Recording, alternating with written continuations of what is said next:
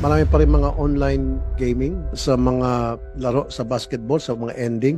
Ano po yung mga nagawa nyo na since last tayo nag-usap dito, last year? The Games and Amusements Board actually monitors illegal online gaming sites. And by way of example, just recently, we wrote a letter to the NTC requesting for the banning of a site. Ilan na po yung naban ninyo? Isa po. Isa lang?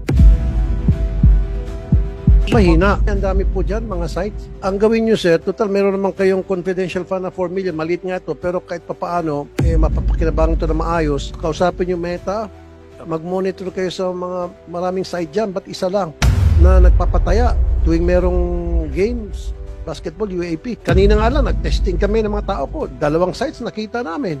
Oh, We will do that, sir. dagdagan mo.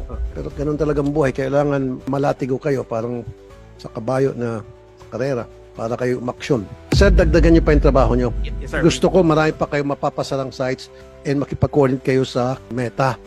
Yes, sir.